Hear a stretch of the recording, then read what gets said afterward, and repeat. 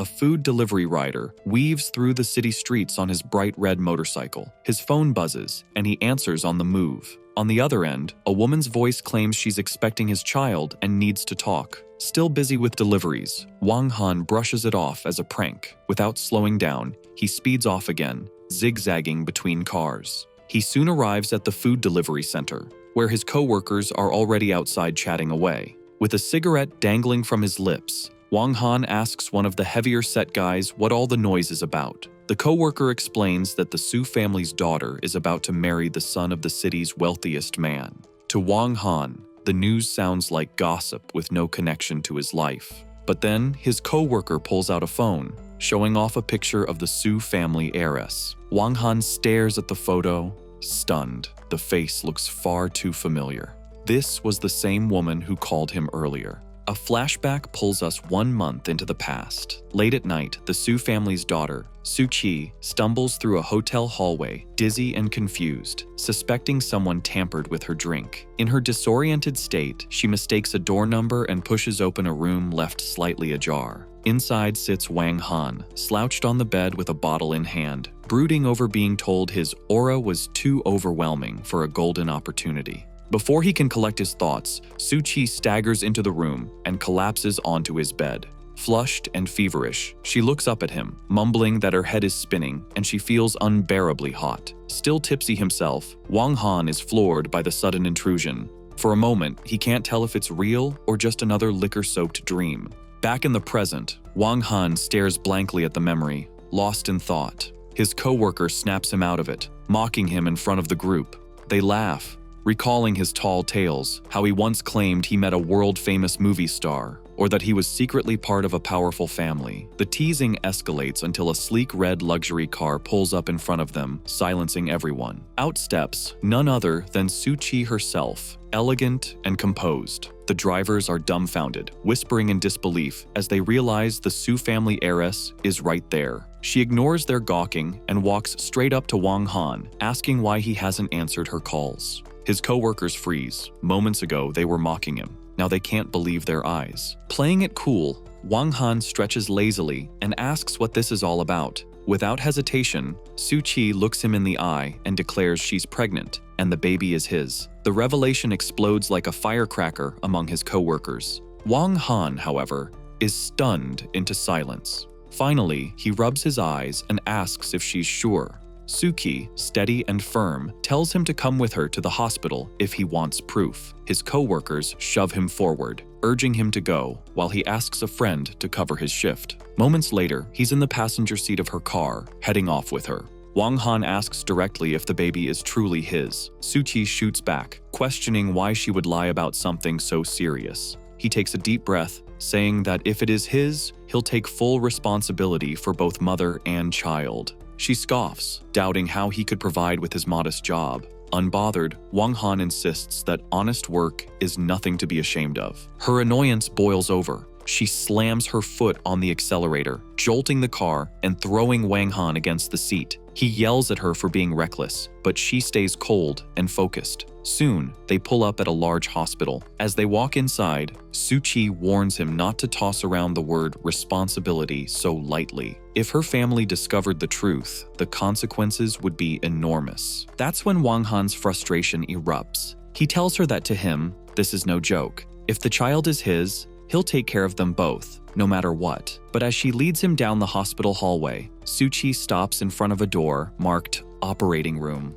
His heart drops. She calmly says she's going in. In a panic, Wang Han grabs her arm. He pleads with her not to decide based on money or family status. He swears he'll find a way to support her and the baby, no matter the cost. Just then, a nurse approaches Su Qi, politely telling her it's time for her procedure. Su Qi glances at Wang Han with a faint, unreadable smile, slips her arm free, and follows the nurse inside. Powerless, he stands in the hallway, fists clenched, feeling as if he's already lost. Inside the operating room, Su Qi lies on the table in a patient gown. The surgeon asks if she's ready.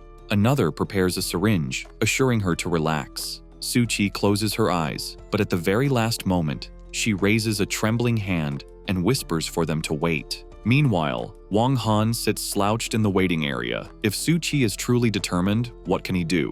Then, suddenly, the operating room doors swing open. To his shock, Suu-Chi walks out untouched. He leaps to his feet, blurting out in disbelief, asking how the process could possibly be over so quickly. Calm and unfazed, Suu-Chi simply says she's tired and asks him to take her home. Wang Han agrees instantly, puffing up his chest, even bragging that he could drive anything, even a fighter jet if needed. Sliding behind the wheel of her red sports car, he pulls away from the hospital, steering toward her family's estate. On the way, Suu-Chi dozes off while Wang Han takes a call.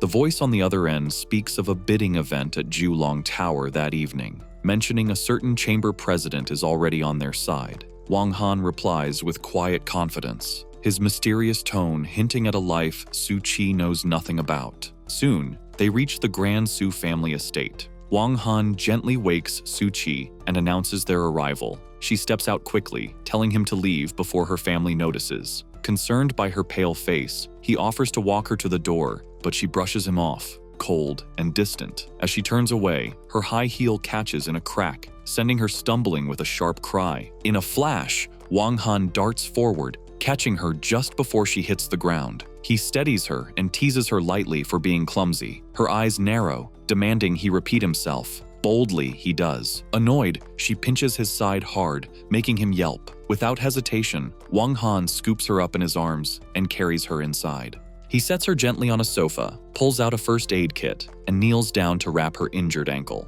She protests, insisting he leave, but he firmly tells her to stop moving. Just then, two women enter the room. Her mother, Yang Huimin, and her close friend, Lin Suifu, both freeze in shock at the sight before them. Yang Huimin points an accusing finger, demanding to know what is going on. Suu-Chi quickly explains she twisted her ankle and Wang Han was just helping. But then, without warning, she adds calmly, "He's my boyfriend." Wang Han's head nearly spins. Her mother, trembling with disbelief, blurts out, if this delivery rider could really be her daughter's choice. The room goes silent before Suu-Chi forces a smile and says she was joking, quickly backtracking to calm her mother. Yang Huimin scolds her for scaring her, reminding her she is about to marry into the Qin family and can't afford mistakes. Wang Han, insulted by her words, asking what's wrong with being a delivery rider. Yang Huimin snaps back, saying he's a nobody aiming out of his league. The insult cuts deep and anger flashes across Wang Han's face.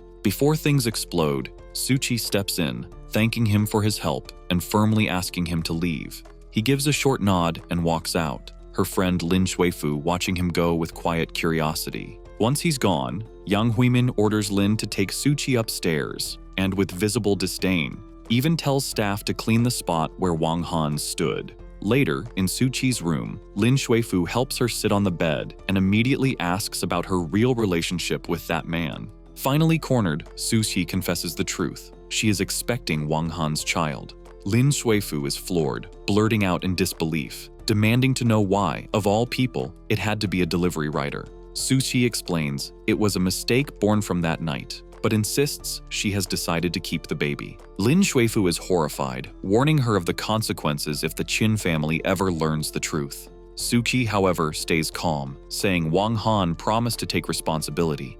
Lin Suifu shakes her head, calling it madness, and presses her to think again.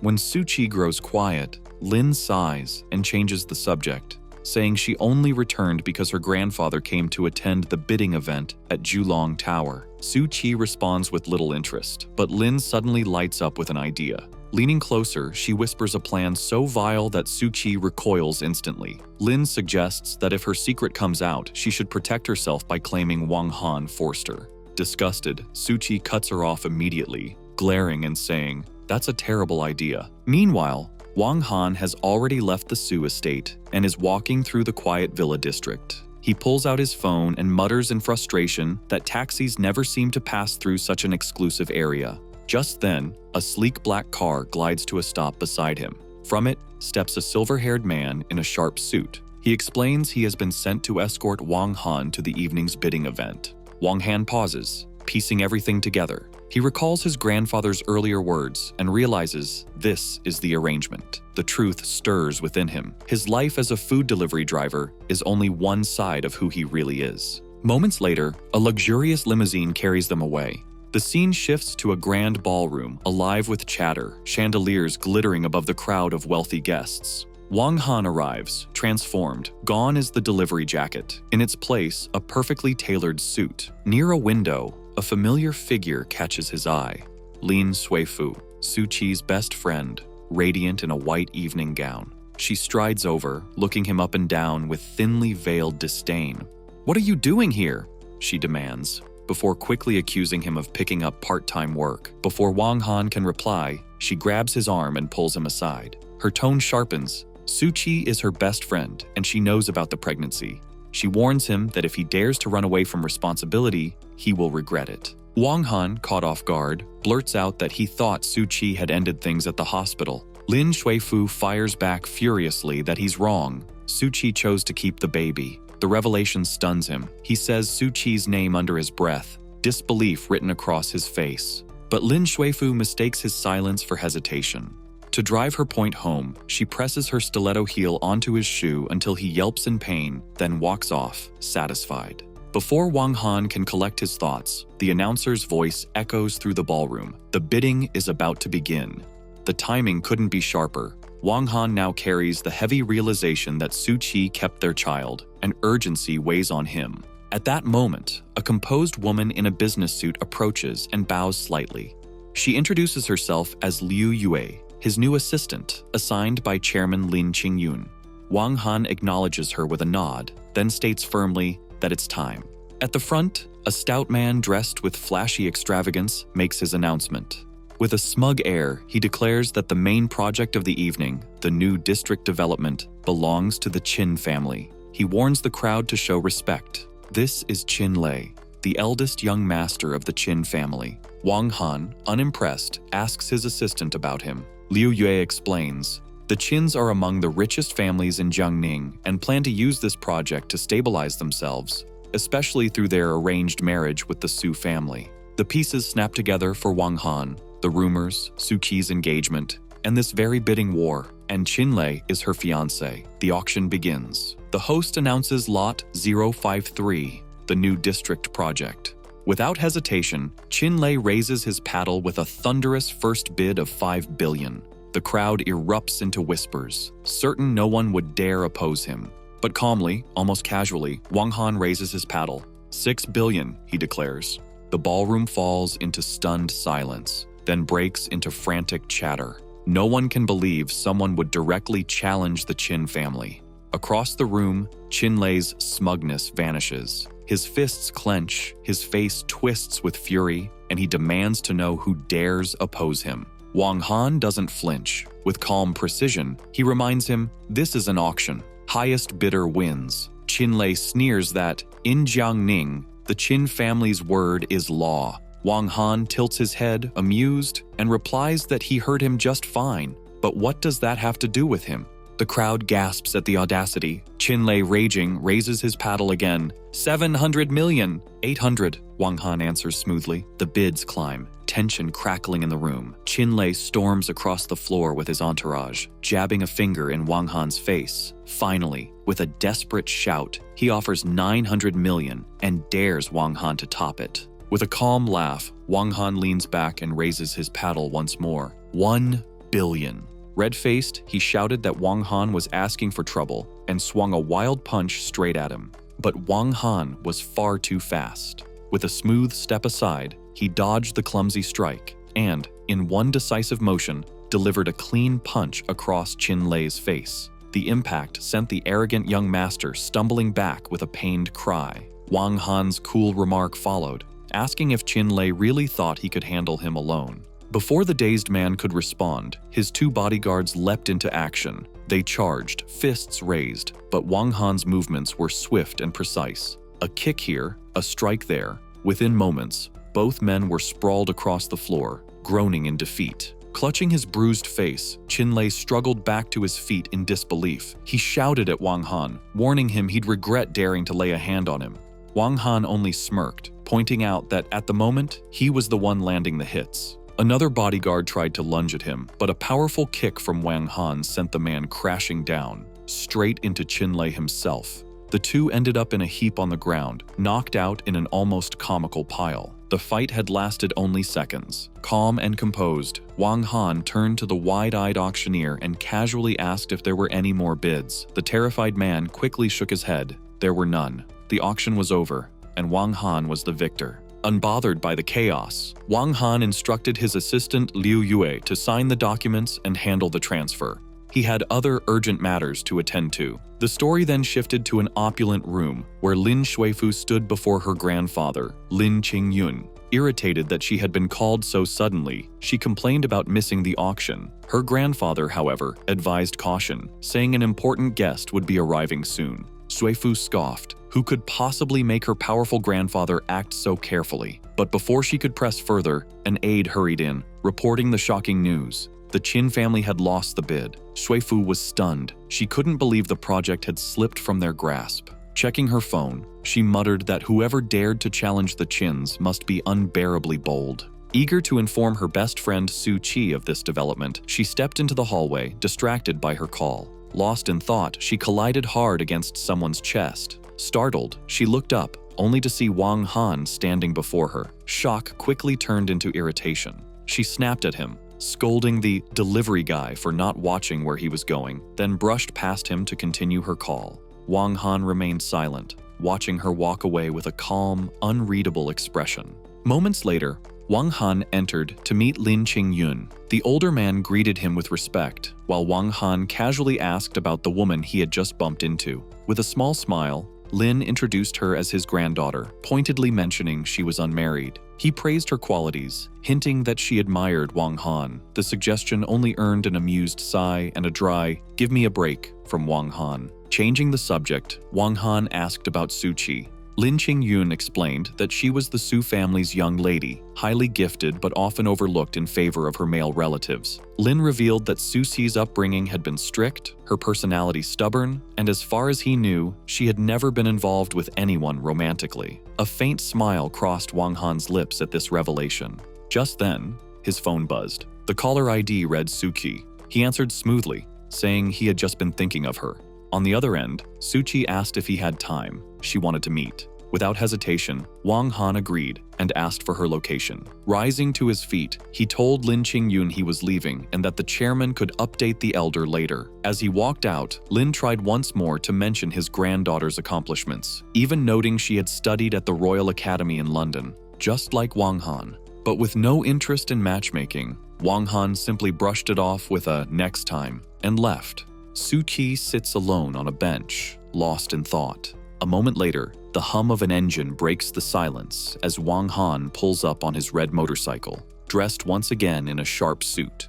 He walks over, takes a seat beside her, and without hesitation, slips an arm around her shoulders. Getting straight to the point, Wang Han tells her not to worry. He will take responsibility for her and the child. Calmly but firmly, he adds that if she wants to marry, they can go register anytime she's ready. Su Qi studies him with doubt. With a faint smile, she challenges him. Could he really afford such a responsibility? Wang Han, unfazed, gazes out at the city lights and replies, "What exactly wouldn't I be able to afford?"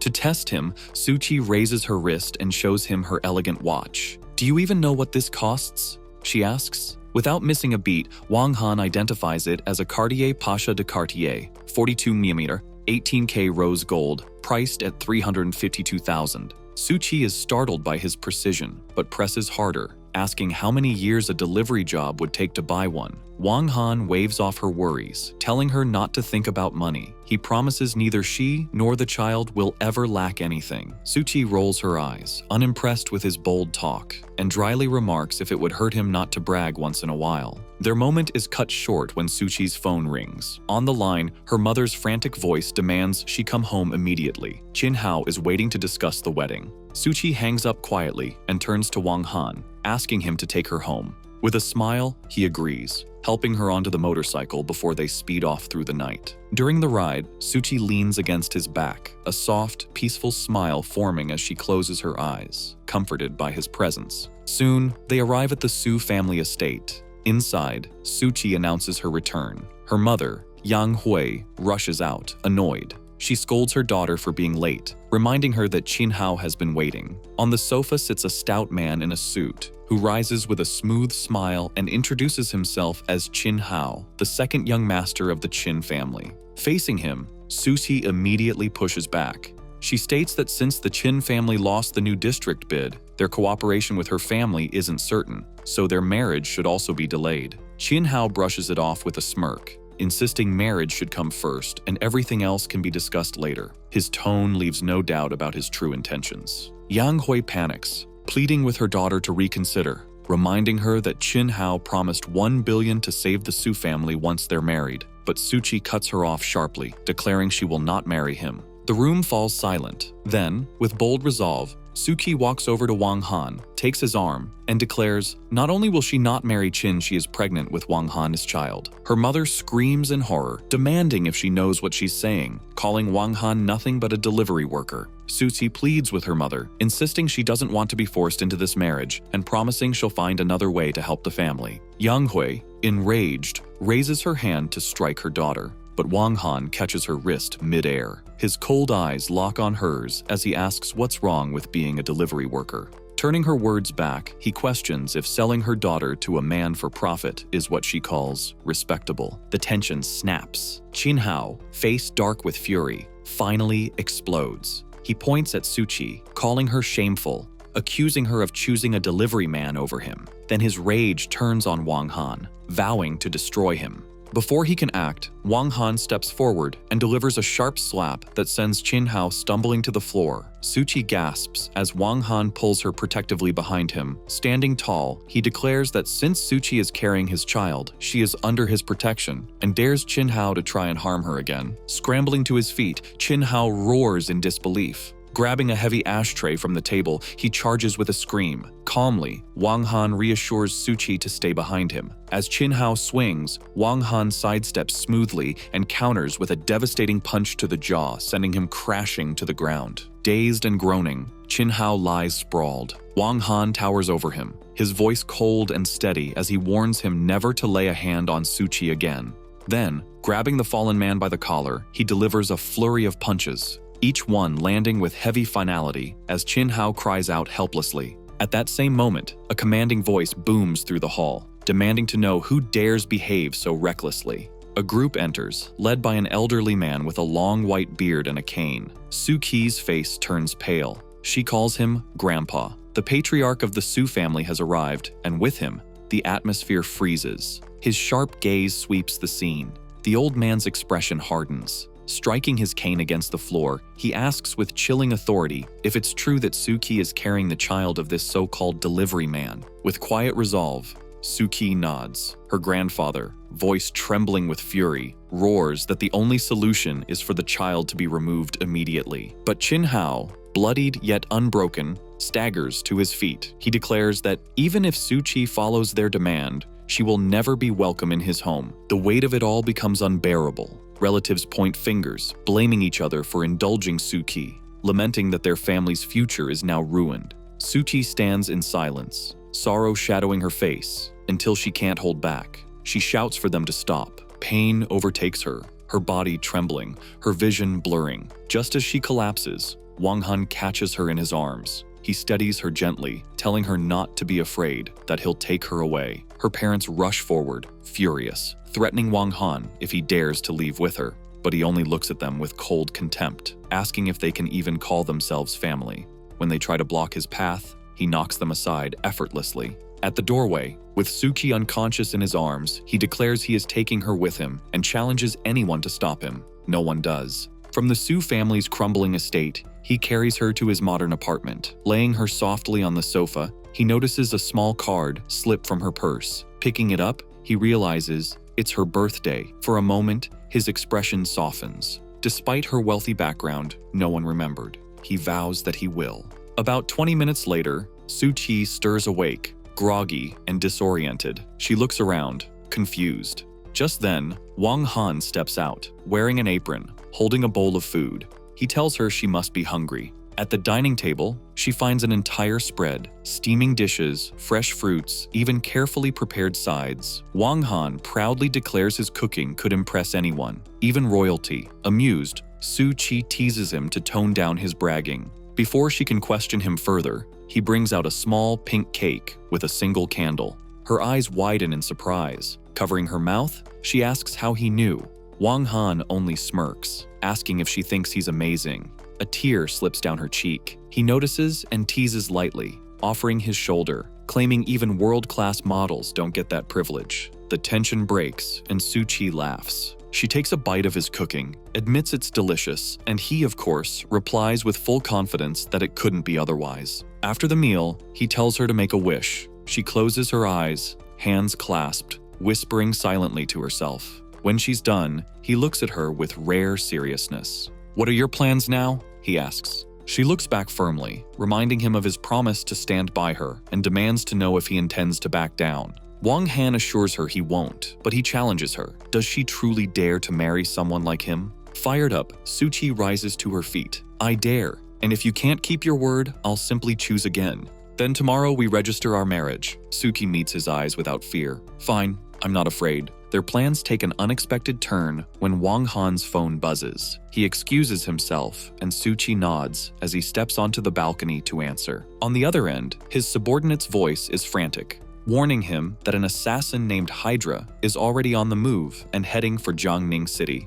Wang Han listens calmly, asking if the source is reliable and where Hydra was last spotted. The reply comes quickly, near the Lin family's villa. Lighting a cigarette, Wang Han's tone remains steady. He simply says he understands and will handle it tomorrow. Back inside, Su-chi lounges on the sofa, nibbling her cake while chatting with her best friend, Lin Suifu. Lin wishes her a happy birthday and teasingly asks if she was the first one to remember. With a small smile, Su-chi admits she was second. "Second?" Lin blurts out. "Don't tell me it was Chin Hao who beat me to it." Glancing toward the balcony, Su-chi confesses it was Wang Han.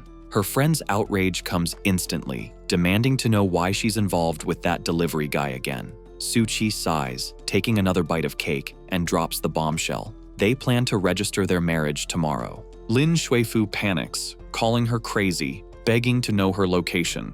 Su-chi answers plainly, she's at his place. Determined to help, Lin promises to think of something, swearing she'll go beg the mysterious big shot from the recent auction for aid. But before she can say more, the call abruptly cuts off, leaving Su-chi puzzled. Meanwhile, the balcony conversation takes a heavier turn. Wang Han's subordinate reveals another troubling detail. The eldest princess has been asking about him. Alarm flickers across his face as he demands to know if she was told his location. Nervously, the subordinate admits she had no choice, fearing the princess's temper. Furious, he shouts into the phone, but his subordinate tries to joke that the princess would make a fine match for him. That only makes things worse. Before he can explode further, the line mysteriously goes dead. Left fuming, Wang Han crouches by the balcony rail, muttering that this is turning into a real mess. Then, another buzz, a text message from an unknown number. The sender introduces herself as Lin Suifu,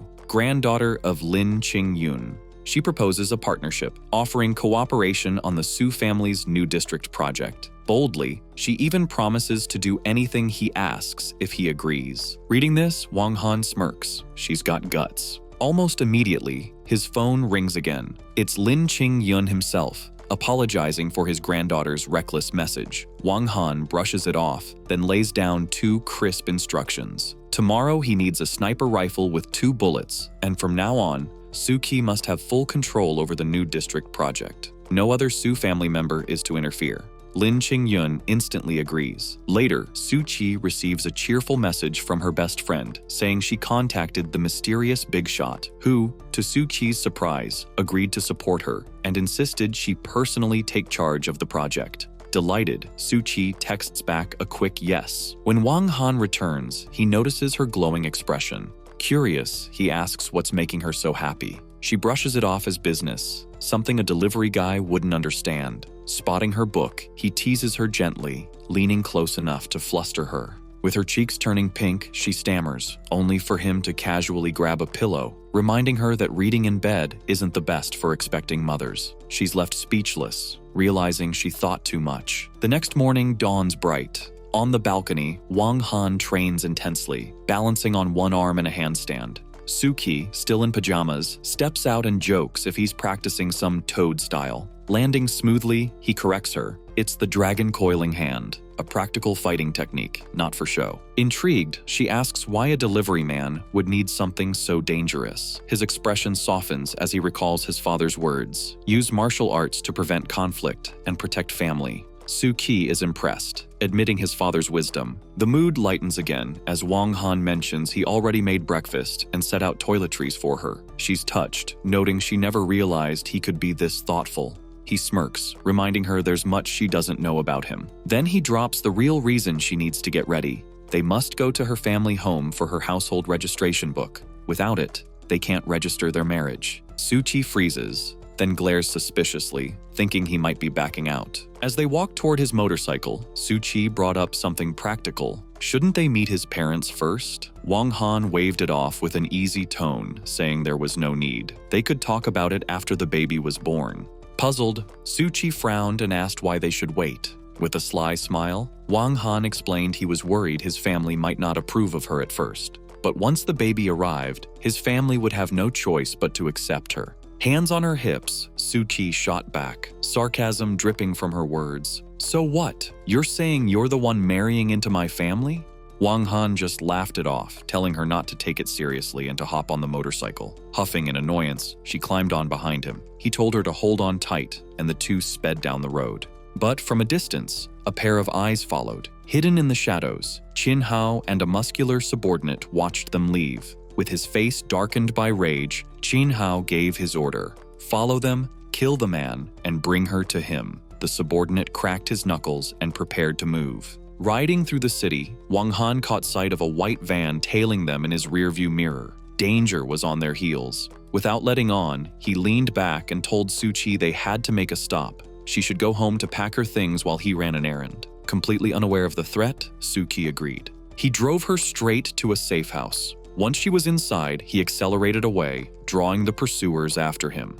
The van followed as he led them into an upscale neighborhood before finally pulling up to a sleek, modern villa. Parking deliberately, he dismounted and glanced up. On the second-floor balcony, a spiky-haired man crouched in hiding. Calmly, he walked into the empty villa and headed upstairs. On a table sat a rifle case, just as arranged. Opening it, he picked up the suppressed weapon, admiring its craftsmanship. But then something unusual caught his eye, a blue bra lying on the nearby bed. He blinked, confused. Before he could process it, the bathroom door swung open. Wrapped in a towel, Lin Suifu, Soo-ki's best friend, froze at the sight of a strange man in her room holding a high-powered rifle. Her scream echoed through the room. Recognition turned to fury. You again? What are you doing in my house with that thing? This is the Lin family's villa! But before their argument could explode, a red laser dot slid across her forehead. Wang Han's expression hardened instantly. Down! He barked. A shot cracked through the window. He lunged forward, tackling Lin Suifu out of the bullet's path. They crashed onto the bed as she thrashed, shouting at him to let go. Pinning her down, Wang Han hissed for silence. Another sound could mean death. Rising, he grabbed the rifle and moved to the shattered window. Outside, the sniper on the opposite balcony adjusted his aim. Wang Han muttered under his breath, squeezed the trigger, and fired. His bullet tore across the courtyard, striking the assassin squarely. The enemy collapsed without a sound. Too easy, Wang Han remarked, lowering his weapon. But before Lin Suifu could demand an explanation, another shot screamed through the air from a different angle, shattering glass. Wang Han reacted instantly, throwing himself over her again as the bullet slammed into the wall behind them. Breathing heavily, Lin Suifu could barely speak. Wang Han stayed calm, tossing a piece of fabric from the bed into the air. The enemy fired at the decoy, and in that instant, Wang Han lined up his second and final shot. Another assassin fell. Almost immediately, gunfire erupted from a third location. Bullets shredded the wall as he dragged Lin Suifu behind the sofa for cover. She screamed, calling him a pervert for their compromising position, but Wang Han ignored her. When the gunfire ceased, he plucked a bullet casing from the wall. His face darkened. It was a signature round from Ares, a deadly assassin organization out of Eastern Europe. He glanced at the shaken Lin Suifu. So, when exactly did you manage to provoke people like this? All she could do was stammer, I don't know. He's out of ammunition. Crouching low, he weighs his options, unarmed and surrounded. Lin Shuifu suddenly remembers something important. She tells Wang Han she might know who is behind this attack. Some time ago, an Eastern European boss tried to buy research technology from her company, but she had refused him. Wang Han narrows his eyes and quickly pushes Lin Shuifu's head down as another bullet tears through the air above them. Behind the sofa, surrounded by debris, they wait for the slightest break in the attack. Then Wang Han notices the shards of broken glass scattered across the floor. With no other choice, he grabs a sharp piece, seizes a brief lull in the shooting, and hurls it like a blade. The shard spins through the air and strikes the last sniper's position. A pained cry follows. His desperate gamble worked. With the gunfire silenced, Wang Han rises, telling Lin Shuifu it's safe. Shaken, she climbs to her feet and fixes him with a suspicious look. She demands to know who he really is, insisting his cover as a delivery man can't be true. But Wang Han brushes her off, saying she doesn't need to know. Angry at his secrecy, she threatens to tell Suu Qi everything. He silences her with a finger to his lips, expression cold, warning her to stay quiet. He's heard something outside. Fear flashes in her eyes as she asks if more enemies are coming. He simply tells her to stay calm, he'll handle it. Downstairs, 3 thugs armed with heavy blades step into the villa. One recognizes Wang Han, scoffing that he's nothing more than a delivery man.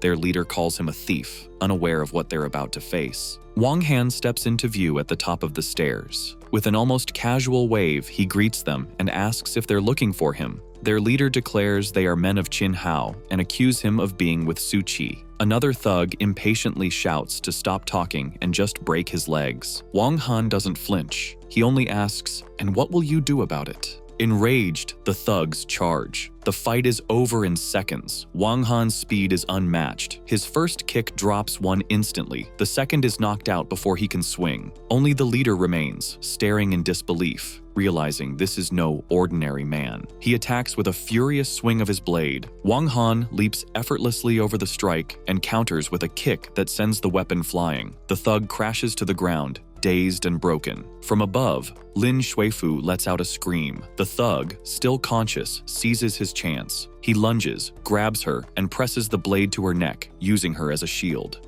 Wang Han remains calm. He steps forward slowly, telling the thug to go ahead if he dares. His tone is icy, each step making the man more nervous.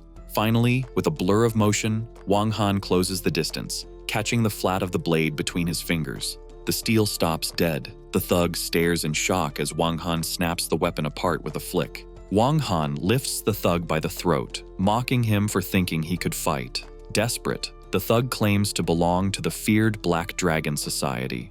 Wang Han only says, "So what?" before slamming him to the floor. The thug tries to bargain, pleading that he has family, begging for mercy. In the end, he blurts out crucial information. Qin Hao has already gone to find Suu Qi. Rage flashes in Wang Han's eyes. With one final blow, he silences the man. A loud knock suddenly echoes through the villa. A voice calls out, "It's the police." Realizing time is short, Wang Han tells Lin Shuifu he's leaving to find Suu Qi. He instructs her not to mention he was ever there. She promises to handle it. Moments later, officers arrive. Lin Shuifu explains that 3 armed men broke into her home while she was showering. The police arrest the unconscious intruders and report finding 2 bodies across the street. Professional killers, not ordinary men. Shocked, their captain orders everything taken in for investigation. Meanwhile, Suu Qi is cornered in a bedroom by Qin Hao. His face twists with rage as he reveals his intentions, mocking her and gloating that he has already sent men to deal with Wang Han. Suu Qi trembles but tells him to leave. He snarls, swearing that once Wang Han is gone, she'll have no one left to protect her.